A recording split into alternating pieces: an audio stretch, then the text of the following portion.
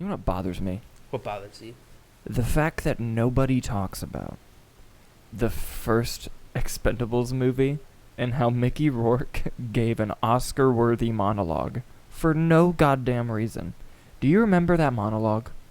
Is that when they're at the bar? No, it's when they're at the tattoo shop. Uh-huh. And, because the tattoo artist, right? Yeah, because, the first Expendables takes itself very seriously. And Stallone goes in and is like, hey, I lost a girl on the mission. Yeah. And Mickey Rourke goes into, like, this story from his past mission. And he's, like, crying and shaking. And you're like, oh, my God, where the fuck did this come from in this movie? And then it went back to being the Expendables.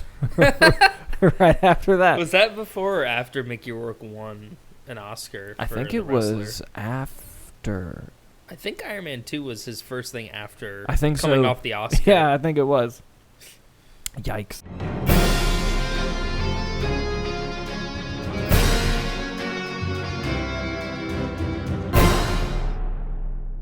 Hello, everyone. I'm Dalton Burdett. I'm Nick Iricchio. And we are the Movie Nights. Well, some of them. If you're watching this, because you want to hear our uncensored, unfiltered thoughts and opinions about the world of entertainment news, so kick back, relax, and thank you for being part of the conversation. We didn't do a show last week.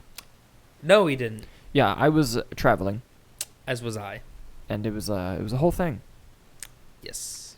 And you could tell we were traveling from the last shitty reaction video that we did, but it is what it is. I didn't want to say anything. You couldn't just skip an episode, Nah, you can't. So we had to do it. It was just 3 days late. It was a good episode too. It was all right. It was all right. What was it again? It was the Killmonger Iron Man one. Right. It was all right. Got us Michael B. Jordan back. Yeah, that's true. That's true. That was very nice. So, we have a ton of movie news to talk about because we have a couple weeks worth of stories. Ooh. So, spoiler alert, he didn't tell me any of the topics we're going to talk about. No, he's going to react blindly. But to be fair, he didn't tell me what the rumor is this week either. Ooh, it's a good one. This story comes to us as an exclusive from The Hollywood Reporter. Andy Garcia joins the cast of The Expendables 4. I see why you did the opening the way you did then. Yeah. Isn't that just fantastic news? Was Andy Garcia... Who was the bad guy in the first Expendables? Eric Roberts. What happened to him? I don't know. It's like Emma Roberts' dad or something, Yeah, right? and there's another one that they're related to. Julia? Yes. Julia Roberts' brother. Roberts' brother. Emma Roberts' uncle. Uncle. Yeah. Uncle? Uncle, I believe it isn't Julie. No. Daughter. Eric Roberts' daughter is Emma Roberts. Okay. Sister is Julia Roberts. Aunt is Julia Roberts. Mm-hmm. Probably. Got it. They're making Expendables 4, which I am 1,000% on board for. Oh, yeah. And I love Andy Garcia. Me too. Look, I love Andy Garcia. Mm-hmm. And I understand why they made this the headline. But there's something else that it adds. They have a director. It's going to be directed by Scott Waugh. I believe that's how you say his name. Okay. That man directed Need for Speed. And I never saw that. Fucking love the Need for Speed movie. It's so fun. It's with Aaron Paul and Michael Keaton. Michael Keaton and Rami Malek. Mm-hmm. Yes. Yeah, I never got around to seeing that. It's so fun. Yeah. I love it. It's silly. But anyway, the article goes on to talk about Andy Garcia joining the cast. Mm-hmm. It says, Andy Garcia has joined the magnum muscle cast of the latest installment of The Expendables, the action franchise from Lionsgate and Millennium Media. Jason Statham is leading a double-barreled call sheet that includes Dolph Lundgren, Randy Couture, Sylvester Stallone, who are set to reprise their roles from the previous films. Also in the chamber are 50 Cent, Megan Fox, and Tony Jaa. What a line! 50 Cent? Yeah. Megan Fox, she's coming around again. Oh, it has stuff on his role. Garcia will play a CIA agent assigned to accompany the Expendables on their dangerous mission. Oh my god, that's perfect. Oh yeah, dude. Yeah, no, but I'm excited about the news. Fucking Expendables 2 is the greatest movie ever made. Expendables 2 is fantastic. It is. It knew exactly what it was. Yeah. Just like another movie that we saw recently called Malignant, and it was great. It was great. How much time we got? Listen, I'm not an idiot, okay? I obviously hope to grow this show one day, But I know that there's going to be about 60 listeners, right? Maybe if we're lucky. One of those listeners is going to be Kyler, who's a fellow movie night. At least if he really likes me, he'll listen. Kyler, Malignant was fucking great. It knew exactly what it was. It was campy and fun, and it didn't deny it. It said you didn't have to do comedy to be campy. You can make it very well crafted and silly as fuck. That's exactly what it did. Moving on. I want to circle back really quick to Expendables 2 if we could have a moment. Of course we can. Because I thought I thought I knew something and I wanted to confirm it, and my confirmation was right, but I didn't want to say it without doing my due diligence. Of course. You said that it is the greatest movie of all time. Yeah. One, we both know that is wrong because the real answer to the greatest movie of all time is Con Air. Yes, but... Directed by Simon West, who directed Expendables 2. So are you willing to say on the show right now? Expendables 2 is the second greatest movie of all time? Mm-hmm. Yes, hands down. Oh, above Face Off, dude. I'm surprised by that one. I am surprised. But hey, well, to merge the two topics together now, is Expendables 4 the time where they finally get Cage? I hope so. He's got to be in an... Honestly... I'm pretty sure they've asked him to be in every single one that they've made. Pig was so good. It was. And if it wasn't, I think they could get him. You know what I mean? I feel like all that stuff that happened with that, I feel like... I don't think they could get him for 4. Here's the thing. Schedule willing, I don't think he's going to say no if they asked him. That's fair. That's fair. But he said no all the other times. All the other times he was a different man. He'd have to be the villain. No. You don't see him as a villain? He could be a priest for all I care. I just want him in the movie. I just want him in the movie so bad. Look, I know that no one at Lionsgate is going to watch this, but I'm going to speak this into existence. Yep. It doesn't even have to be the 4th one. Please get Nicolas Cage into an Expendables movie. Any of them. For the love of God. CGI him into the first one. I was going to say, I don't care if you have to go back and do Snyder cuts of the first 3 and just have Nick Cage in there. Please do it. Please. I don't understand how you could look at Nick Cage and his filmography and look at the concept of the Expendables movie and not put them together. I know. It'd be like if you were going to make a sequel to the original Star Wars trilogy and not have a scene with the 3 leads together. Oh, wait. I joke. I like 2/3 of them. Anyway, moving on to our next story. This one comes to us from Deadline. You like Willy Wonka? I do. And you know how Timothée Chalamet is going to play Willy Wonka? Yes, I remember that being a story. Well, someone else joined the cast in the form of Kegan Michael Key. Ooh, we like him. Yes, this is an exclusive from Deadline. Mm-hmm. His role and character details are being kept under wraps, but primetime Emmy winner Kegan Michael Key has joined the cast of Wonka, joining Timothée Chalamet. So we have no idea who or what he's playing. The Oompa Loompas. Go on. Obviously, it'll be some... I assume it'll be some sort of comedic role. Maybe not, but I assume it will be some version of that. What is the... Is it an origin? Yes, like the origin of Willy Wonka.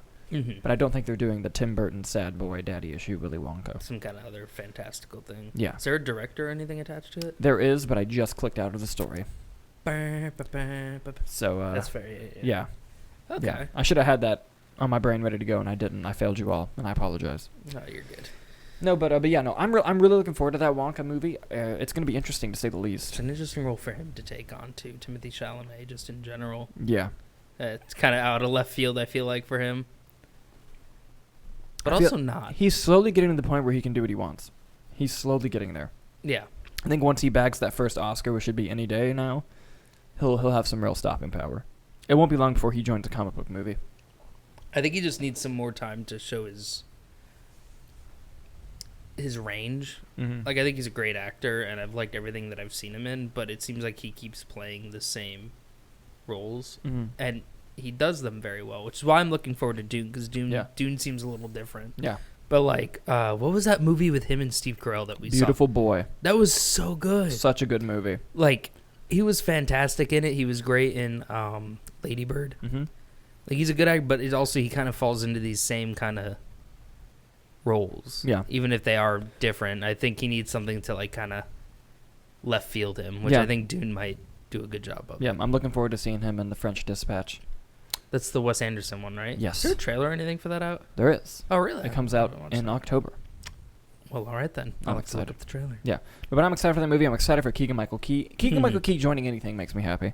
Yeah. I think he literally makes anything better. Yeah. That he's in. I feel like I had more to that sentence, but no. Keegan-Michael Key just is good at everything. And I'm glad he's getting more roles. What do you guys think of Keegan-Michael Key joining the cast of Wonka? Let us know in the comments below. Now, this third story is one that I'm really excited to talk about. Mm-hmm. Because we're going to kind of combine a couple stories, both coming exclusives from Deadline. Okay. Christopher Nolan is going to make a new film about Oppenheimer, Robert Oppenheimer, J. Robert Oppenheimer, Christ, and creating the atom bomb. Okay. He, a few weeks ago, shopped it to other studios because of how bad Warner Brothers pissed him off with the day and date shit with HBO Max. We remember the letter he wrote calling it the worst streaming service. It was hilarious. I don't remember. I don't think I ever saw the letter. He basically wrote like a thing that said, a bunch of filmmakers went to bed working for the greatest movie studio and woke up working for the worst streaming service. Yeah. Got him. Yeah. So he wasn't happy about that. And it is official, coming from Deadline, that his new film will be released and made by Universal Pictures. Ooh. They have landed Christopher Nolan, but that's not the interesting thing. The interesting thing is the kind of shit that he's asking for in order to make the movie. It's pretty bonkers stuff, and it's actually amazing that they're kind of letting him do this. I'm going to pull up a little bit of what he's demanding. This man is a madman, and the fact that this worked is incredible. This is what he's asking for, and apparently will receive most of it. Total creative control. Okay. A $100 million budget on the movie. A $100 million marketing budget on the movie.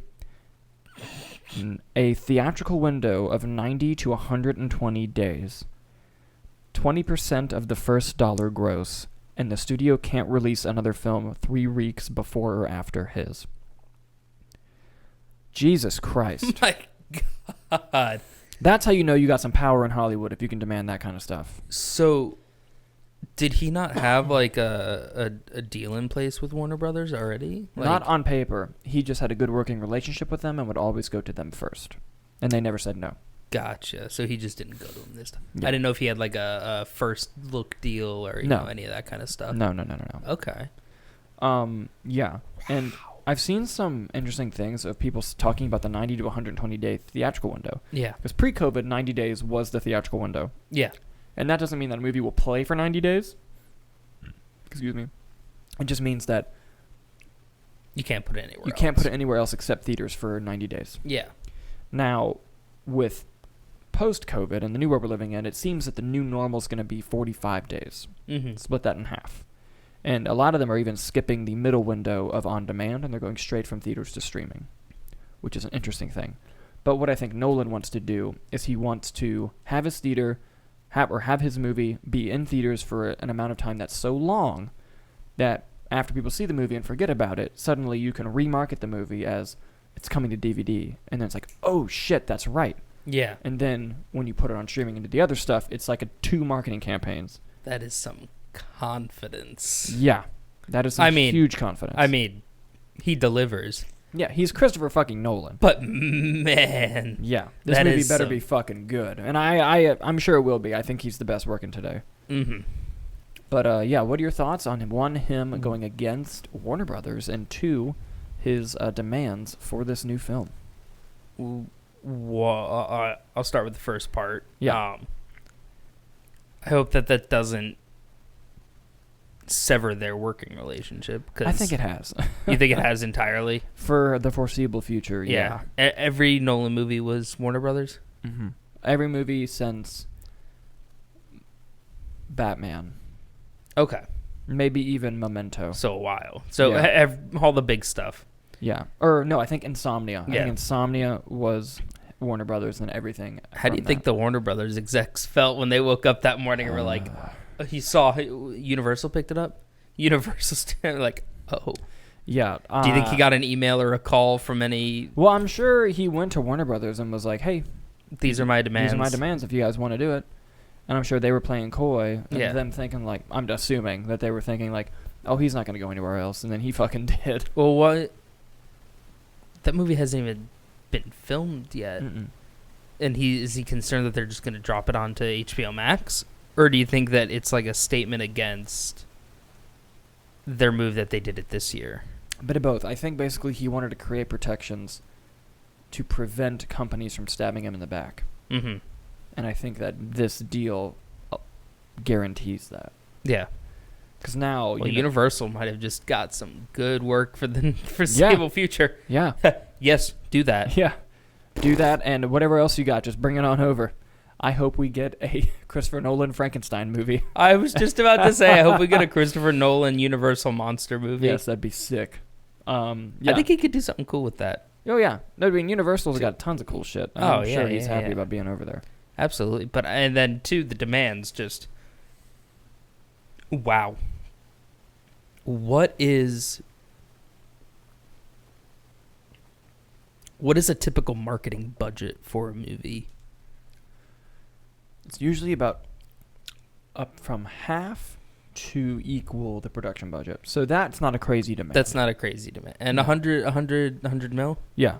For the filming of the movie? Yeah. What? Which also isn't too crazy for Nolan. If you could give me if you know off the top of your head, do you know any of the budgets for any of his other movies, like Interstellar or Tenet or anything? I think his most expensive one was Tenet. I think that was $200. Okay. Oh, no, I'm sorry. Dark Knight Rises, I believe, was $250. Mm-hmm. And Tenet was $200. I'm assuming. If I'm wrong, tell me in the comments. And then all his Dark Knight movies were in the 150 plus, like 140, I think 140, 165. Okay. And then Dark Knight Rises was like $250. So he's on the lower end for him.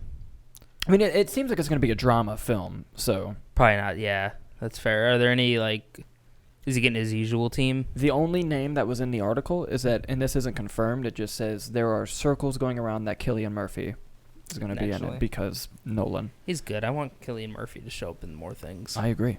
He's great excellent. actor. Oh, yeah. Oh, yeah. That's big. That is big. And good for Universal. Yeah. Good for Nolan. Yeah, good for all of them. Good for all of them. Sucks for Warner Brothers. Yeah. But... And the thing is, if this movie is a hit, it proves that the pre-COVID ways were better for profitability. Yeah. If it fails, Nolan might go back to Warner Brothers. If they'll have him. Yeah, right? I mean, probably. Yeah, but they'll have him. Warner Brothers doesn't shy away from from sloppy seconds. No. Unless you're Zack Snyder. Unless you're Zack Snyder. Even then, they crawled back. Yeah. But what do you guys think about this whole thing with Christopher Nolan and his new movie about J. Oppenheimer and, the whole deal with Universal? Let us know what you guys think. Moving on to our next story. Speaking of Warner Brothers, this one kind of came out of nowhere. We already have one spinoff of the Batman with the Gotham PD show that they're going to be doing. Yep. Yeah, now there's Jeffrey Wright, right? Yeah. Now there's a second spinoff of the Batman movie about the Penguin. Colin Farrell's? Yes, but it's not confirmed if he will star, but the article says an offer has been made. This is coming from Deadline.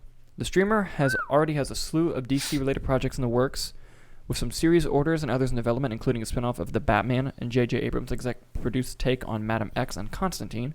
It is also working up a series involving the classic foe, Penguin.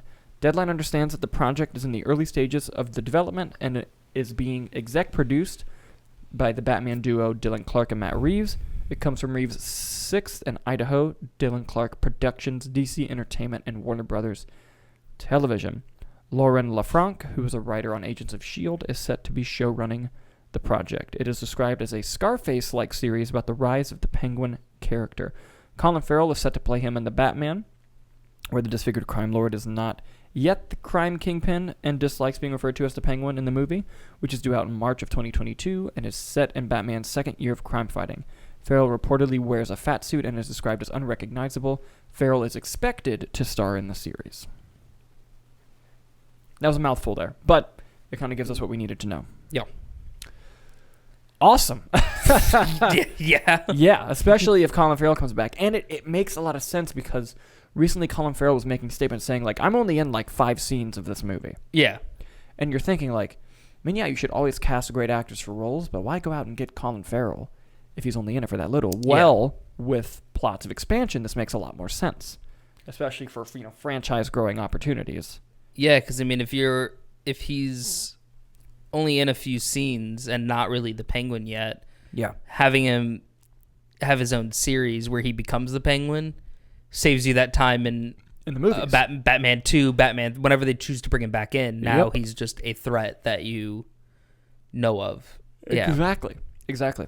And I think it's a genius idea. Yeah. I think that just the bigger universe you create from this one Batman project, if it's all nailed properly in the storytelling, I think you really set yourself up for really great opportunities for a really diehard fan base, which Batman already has. But, making this whole Batman world, making it kind of like the comic books of just expanding and expanding and expanding, while also telling the grounded stories that this kind of Batman world can tell, I think it's nothing but good ideas. And honestly, I want to hear spinoffs about everyone. That one kid in the movie who says, "Who the hell are you supposed to be?" I want his fucking show. Give me all of them. Yeah. Give me all of them. Riddler show. No, yes. I think this is a great idea, and I'm looking forward to it personally. I think I'm a fan of this model that Warner Brothers is kind of rolling out now, where it's like movie and spin-off shows that then could lead into, like how they're doing the Peacemaker show with John Cena from the Suicide Squad. Mm-hmm. I like that because you'll have these characters in these big movies that you just don't have the time to tell a personal story to really get to. You can know a character, but to like really flesh them out. Yeah. Like I saw a thing, and I'll bring up Hawkeye. Hawkeye has, I think in total, someone said 52 minutes of screen time. Something like that. Now we're going to have 6 hours of it. It's like, and you already feel like you kind of got a good understanding of Hawkeye, but you're going to see things that are completely different. And it's like, it's just because there's no time. And I think that could really work if they nail it correctly. Yeah, no, I think so too. Because I remember hearing rumblings too of a Catwoman show with Zoe Kravitz, which again could work. Yeah, that'd be cool. And I'd be curious if they get Pattinson for the TV shows, or if he's just going to strictly be movies, or if he's going to pop in here and there. That would be cool if he showed up, especially on Gotham PD. Yeah. That would be super fucking cool. I don't know. I feel like I haven't really heard him talk about it much, and I know we'll get more of it. I'm very curious how invested he is. Obviously he's invested, but like, you could tell like an actor's like, I'm all about this. I want to do this as much as possible. Or if he's just going to be like, we'll see where it goes. Mm-hmm. I think we'll tell from his performance. Mm-hmm. And, eventually he'll start doing press for the movie. And, we'll see. But he's always been such an aloof guy. Like, I feel like you're not going to get a read on him, All I know is the past few projects he's been in, he's given it his all. Yeah. And I feel like it's not going to be any different for Batman. And that he's going to give it his all. Oh, yeah, no, I don't doubt the fact that he's going to give it his all. I mean, in terms of, like, you see John Cena, and he is wearing the Peacemaker costume out in public. Right, yeah. Or even, not even that, but just... Like Tom Hardy. Tom Hardy with Venom. Yeah. Like, how much, or is Robert Pattinson going to show up, and he's going to give it his all. But then at the end of the day, it's like, I'm going to do it, Yeah.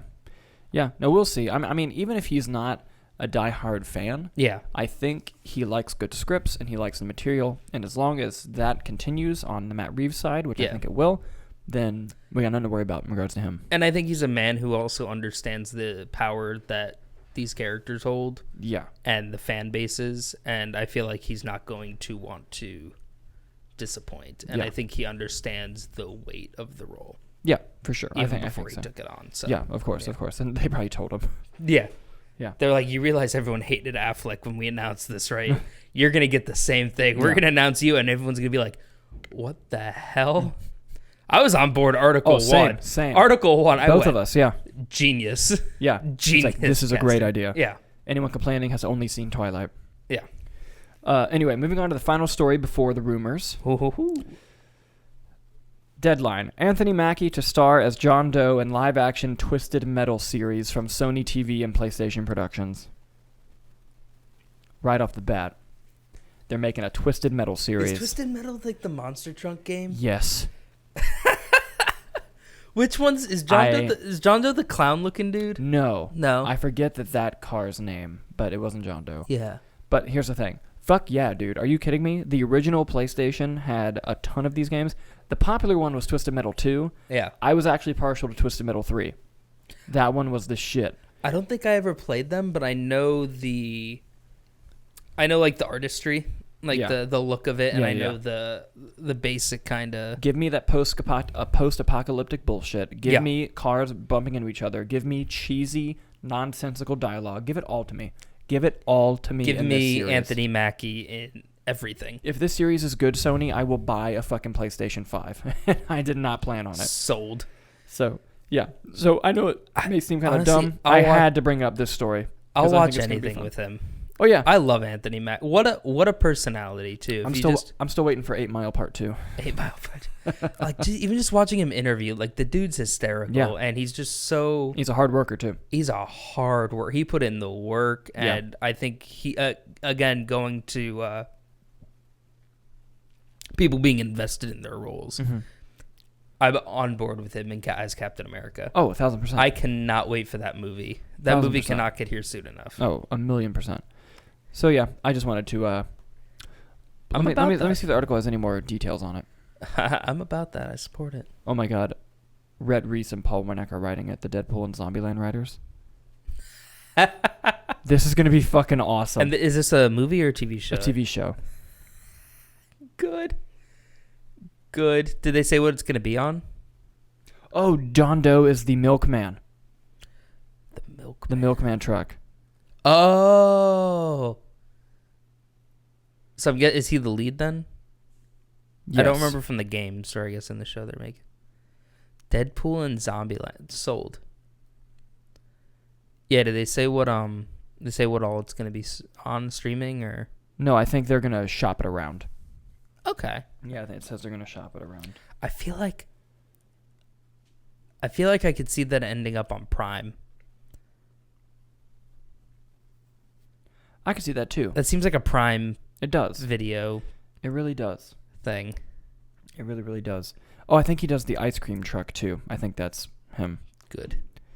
Yeah. No, I'm excited about that. So yeah, really excited about that. Ladies and gentlemen, with that out of the way, it is time for Rumors of the Roundtable. I don't know what the rumor is. Nicholas, hit us with what you got. Again, I cannot emphasize this enough. I am pulling these from sources like Twitter that I cannot trace back to anything reliable. Rumors of the Roundtable. We need to do an opening that like emphasizes. This is just solely... Well, we were right on our last show. We were about we got the Hawkeye trailer the next week. That rumor was correct, yeah. Hey. So, this week's rumor, not reliable source rumor of the week. You're familiar with Disney Plus? Marvel specifically. I am. Yeah, Marvel's got some shows going on of it. Uh-huh. And there's one show that is in development based off of a existing character in the MCU. Yes. One of my favorites. Care to guess as to the show? Armor Wars? It is Armor Wars with Don Cheadle as War Machine. I know how much you love War Machine. I love War Machine here. Do you have a War Machine Funko Pop? I feel like... I do, but it's at my mom's house. Ah, okay. I do have Iron Patriot here, I believe. We could work with Iron Patriot. Maybe he'll show up next week. We'll see. We'll see. Yeah. I also have the first appearance of War Machine right there. I know you do, and he put it on the side that I sit on, and it makes me sad. Oh, yeah, look, there it is. Iron Patriot, folks. Look at that. We'll join him there. No one could probably see any of these. No, maybe not. Fuck it. Oh. Here, I'll lift him up first. So we can see. So... This week's Rumor of the Roundtable comes to us from the Twitter sphere about Armor Wars. And as we know, the plot of Armor Wars, as they released on the Disney Day, was that it's going to be, following, what if Tony Stark's armor fell into the wrong hands? Yeah. What if the Stark technology fell into the wrong hands? So one of the things that I saw was that it's actually going to, Pepper and Morgan are going to be in it. Oh. And we're going to see a little bit of what their life's like after the passing of Tony Stark. Okay. As well as a rumored appearance from Harley from Iron Man 3. No, we saw him shit. at the funeral. That would be cool. We saw him fuck. at the funeral last in Endgame. He was the kid from Iron Man 3 there. There's also another rumor as to what the technology could be. Okay. He kind of made a robot at one point. You remember that? It's kind of Yeah. And that robot then died, and then that robot became very white, and we saw him in another TV show, WandaVision, and then he kind of just left. So there's just kind of an android who doesn't know what's going on floating about. White Vision, I think, is what he was dubbed. That's racist. And it's rumored that is part of the technology that falls into the wrong hands. And there's also another existing Marvel character that is rumored to be the person who gets their hands on it. Dalton, I'm going to give you a guess. It is unfortunately it is not Justin Hammer from what I read. Again, rumors. I think Justin Hammer should show up in it. Yeah. But do you care to take a guess as to who the other character is? We have seen this person in a movie. Zemo. It is not Zemo. Right, he got I arrested. should clarify. It's not a Marvel. No, kidding. It is a Marvel movie. It is not Zemo. I forgot he got arrested by the Wakandans. Yeah. Would you like a hint? Yes. I'll give you a hint. This person, we saw them attempting to buy technology from another scientist within the Marvel Universe.